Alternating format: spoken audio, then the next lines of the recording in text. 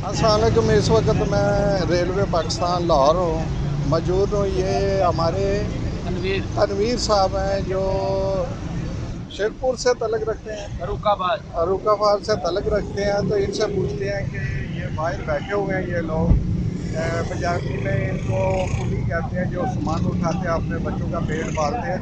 इनसे पूछते हैं कैसे हालात हैं। अस्सलाम वालेकुम जी तनवीर साहब। जी वालेकुम अस्सलाम साहब। क्या हाल है आपका? जी अल्हम्दुलिल्लाह ठीक ठाक है जी, शुक्र तो अल्लाह। कैसे ज़िंदगी के हालात गुजर रहे हैं? कितना अर्सा हो गया कुली का काम करते हो? हालात तो सर बड़े मुश्किल गुजर रहे हैं। 12 साल हो गए हैं मुझे, 13 साल हो गए हैं इधर रेलवे स्टेशन लाहौर में काम करते हुए। अच्छा, तो आई चलाई है। तो कैसे गुजारा होता है यहाँ से आपका? गुजारा तो बस शुक्र अल्हम्दुलिल्लाह, गुजारा तो हो जाता है। जब मालिक ने पैदा किया तो गुजारा तो फिर मालिक ने करना ना। तो इस पाकिस्तान में महंगाई बहुत हो गई है। अच्छा, जो माड़ा आदमी है ना, गरीब आदमी, जो मजदूर आदमी है, ਉਹਦੇ वास्ते जीना जेड़ा ना बड़ा मुश्किल हो गया। क्योंकि ਜਿਹੜਾ मजदूर आदमी है ना, जिन्हें कि सुबह ਨੂੰ आना कि ਉਹਨੂੰ पता कि मैं ਇੱਥੇ अपनी ਦਿਹਾੜੀ 600 700 800, ਉਹ ਬਿਮਾਰ ਵੀ ਹੋ ਜਾਂਦਾ, ਉਹਦੇ ਮਾਮਲਾਤ ਵੀ ਹੋ ਜਾਂਦੇ, ਤੇ ਉਹ ਬੈਨੀਫਿਟ ਕੋਈ ਨਹੀਂ ਹੈ। ਇਹ ਜਿਹੜੀ ਮਜ਼ਦੂਰੀ ਕਰਨੀ ਹੈ ਤੇ ਉਹੀ ਹੋਰ ਕੋਈ ਗੌਰਮੈਂਟ ਵੱਲੋਂ ਕੋਈ ਕਿਸੇ ਚੀਜ਼ ਦਾ ਵੀ ਕੋਈ ਸਾਨੂੰ ਕੁਝ ਨਹੀਂ ਮਿਲਦਾ। ਤੁਸੀਂ ਕੀ ਪੈਗਾਮ ਦੇਣਾ ਚਾਹੋਗੇ? ਅਸੀਂ ਪੈਗਾਮ ਇਹੀ ਦੇਣਾ ਚਾਹੁੰਦੇ ਹਾਂ ਕਿ ਕੋਈ ਥੋੜੀ ਜੀ ਮਿਹਰਬਾਨੀ ਕੀਤੀ ਜਾਵੇ, ਕੋਈ ਰਹਿਮ ਕੀਤਾ ਜਾਵੇ। ਤੇ ਅਸਲ 'ਚ ਸਰ ਜੀ ਗੱਲ ਪਤਾ ਕਿ ਸਾਡੇ ਆਪਣੇ ਕੰਮ ਨਹੀਂ ਚੰਗੇ, ਅਸੀਂ ਆਪ ਨਹੀਂ ਚੰਗੇ। ਅਸੀਂ ਆਪ ਚੰਗੇ ਹੋਈਏ ਤੇ ਮੁਲਕ ਦੇ ਨਿਜ਼ਾਮ ਜਿਹੜੇ ਠੀਕ ਹੋਣ। ਅਸੀਂ ਉਤਲਿਆਂ ਨੂੰ ਕਹਿੰਦੇ ਆ ਫਲਾਨਾ ਬੁਰਾ ਫਲਾਨਾ ਬੁਰਾ। ਅਸੀਂ ਆਪਣੇ ਆਪ ਨੂੰ ਜਿਸ ਦਿਨ ਠੀਕ ਕਰ ਲਿਆ ਨਾ, ਤੇ ਸਮਝੋ ਸਾਰਾ ਨਿਜ਼ਾਮ ਠੀਕ ਹੋ ਜਾਏਗਾ। ਮੈਂ ਤਾਂ ਫਿਲਹਾਲ ਕਿਸੇ ਨੂੰ ਬੁਰਾ ਨਹੀਂ ਕਹਿੰਦਾ, ਆਪਣੇ ਤੋਂ ਸਾਰੇ ਚੰਗੇ ਨੇ। ਲੇਕਿਨ ਇਹ ਹੈ ਕਿ ਪਾਕਿਸਤਾਨ ਦੇ ਵਿੱਚ ਥੋੜੀ ਜਿਹੀ ਮਹਿੰਗਾਈ ਜ਼ਰੂਰ ਹੈ, ਤੇ ਇਨਸ਼ਾਅੱਲਾ ਤਾਲਾ ਮਦੀਨੇ ਵਾਲੇ ਦੇ ਸਦਕੇ ਇਹ ਇਸ ਪਾਕਿਸਤਾਨ 'ਚ ਇੱਕ ਦਿਨ खुशहाली ਜ਼ਰੂਰ ਆਏਗੀ ਇਨਸ਼ਾਅੱਲਾ। ਤੇ ਮੈਂ ਤੁਹਾਡਾ ਸ਼ੁਕਰੀਆ ਅਦਾ ਵੀ ਕਰਨਾ ਕਿ ਤੁਸੀਂ ਬੜੀ ਮੁਹੱਬਤ ਫਰਮਾਈ, बड़ी शफकत फरमाई।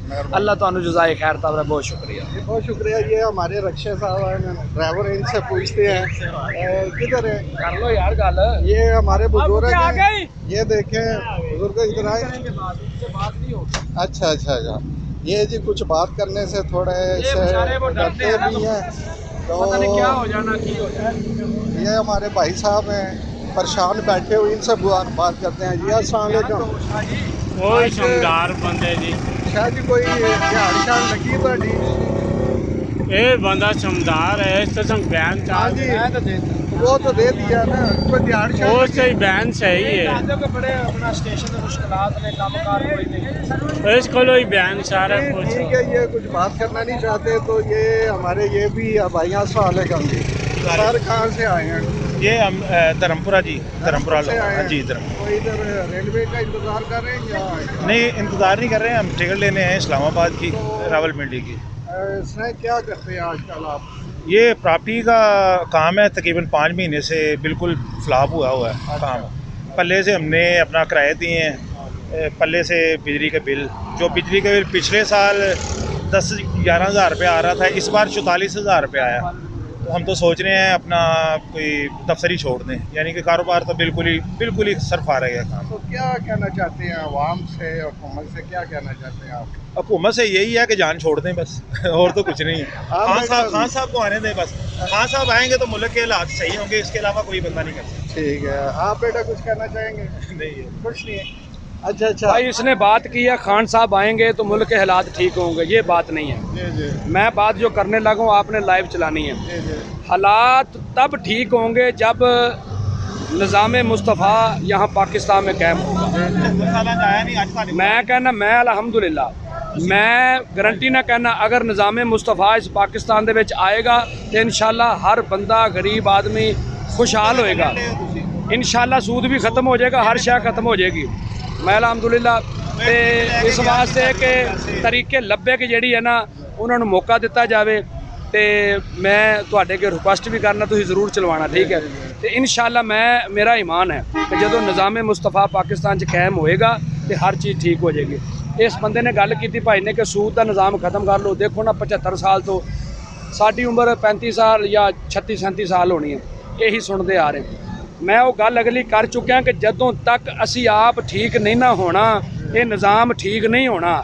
ਇਹ ਮੈਂ ਤੁਹਾਨੂੰ ਲਿਖ ਕੇ ਦੇ ਦੇਣਾ, ਠੀਕ ਹੈ। ਯਕੀਨ ਕਰੋ, ਤੁਸੀਂ ਉੱਥੇ ਰੇਹੜੀ ਵਾਲੇ ਕੋਲ ਚਲੇ ਜਾਓ, ਤੁਸੀਂ ਉਹਨੂੰ ਕਹੋਗੇ ਯਾਰ 2 ਕਿਲੋ ਅੰਬ ਤੋਲ ਦੇ। ਮੈਂ ਖੁਦ ਮੇਰੇ ਨਾਲ ਵਾਕਿਆ ਗੁਜ਼ਰਿਆ, ਮੈਂ ਕਿਹਾ ਯਾਰ 2 ਕਿਲੋ ਅੰਬ ਤੋਲ ਦੇ। ਮੈਂ 2 ਕਿਲੋ ਅੰਬ ਲੈ ਕੇ ਘਰ ਗਿਆ ਤੇ ਵੇਖਿਆ ਸਾਰੇ ਗਲੇ ਵੇ। ਇਸ ਵਾਸਤੇ ਕਿ ਇਮਰਾਨ ਖਾਨ ਜਾਂ ਨਵਾਜ਼ ਸ਼ਰੀਫ ਜਾਂ ਕੋਈ ਵੀ, ਅਸੀਂ ਕਿਸੇ ਦੇ ਬਾਰੇ, ਸਾਡੇ ਨਾਲ ਸਾਰੇ ਚੰਗੇ ਨੇ, ਲੇਕਿਨ ਜਦੋਂ ਤੱਕ ਨਿਜ਼ਾਮੇ ਮੁਸਤਫਾ ਇਸ ਪਾਕਿਸਤਾਨ ਵਿੱਚ ਕਾਇਮ ਨਹੀਂ ਹੋਣਾ, ਹਾਲਾਤ ਨਹੀਂ ਬਦਲਨੇ, ਹਾਲਾਤ नहीं बदलने। मेरी गल लिख लो, मेरी गल लिख लो।